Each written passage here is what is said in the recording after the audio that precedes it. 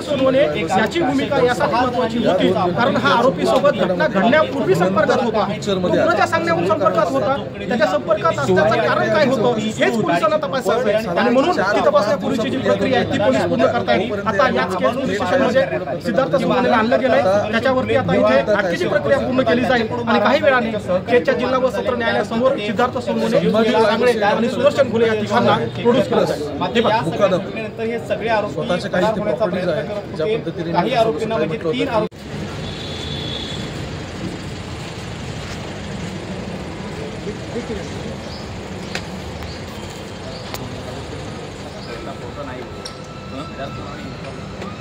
Alert आहे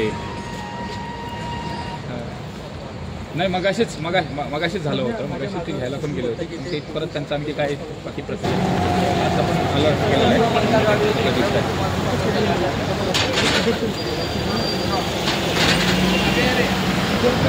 म्हणूनच मग आता ते चालू राहू द्या एक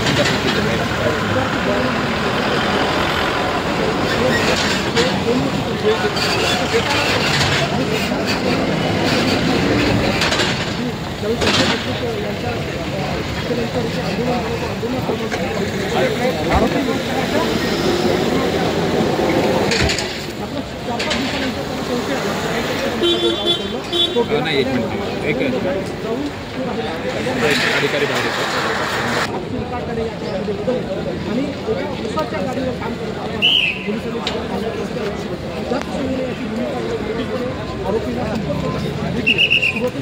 निघाले अलर्ट पोलीस पकडत असेल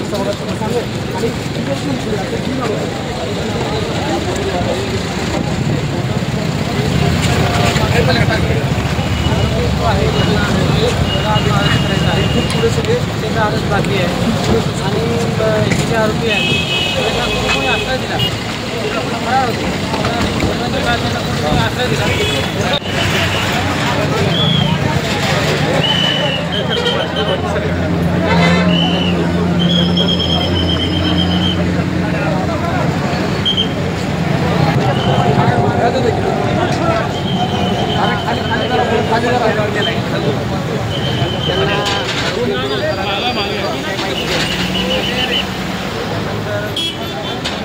यामध्ये जे काही पुरावे आढळून आलेले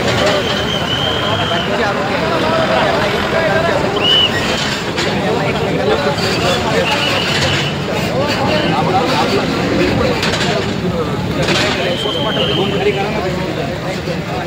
वेपन त्या वापरले याच्याबद्दल काही जे गुन्हेगारी आहे आणि जर ते वेपन वापरले नसेल तर त्या वेपनच्या आधारावर त्यांना परत त्यांचा पीसीआर घेण्याचा काही अधिकार पोहोचत नाही। काल्पनिक घटना नाही, ही घटना प्रत्यक्ष झाली असेल उत्पन्न असेल तर त्यांनी पोस्टमॉर्टम रिपोर्ट पाहून डॉक्टरांचं ओपिनियन घ्यायला पाहिजे। नेमकं या घटनेमध्ये या मयताला ज्या हत्यारांनी मारलेलं आहे तर ते हत्यार कोणकोणते असू शकतात, जे हत्यारं जप्त केलेत तर त्या हत्यारांच्या शिवाय दुसरे काही हत्यार आहेत असं त्यांनी निष्पन्न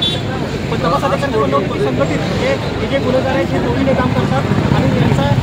एवढा हे गुन्हेगारी करतात त्यामुळे अगदी व्यवसायावरती परिणाम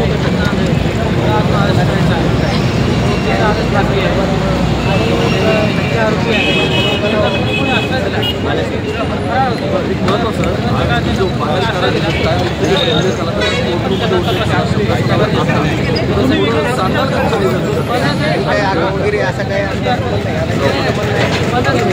यांना जवळपास यांना खंडणीच्या गुन्ह्यामध्ये घेतलं 46चा गुन्हा तर त्यांनी त्या आरोपींना याच्यामध्ये घेणं आवश्यक होतं, त्यांनी कसं केलं त्यांनी खंडणीच्या गुन्ह्यामध्ये घेतले म्हणजे यावरून तपासी यंत्रणा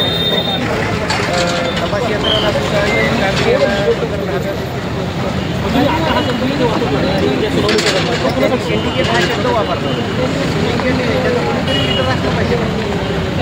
सिंडिकेटचा या प्रकरणामध्ये काही संबंध नाही, सिंडिकेट हा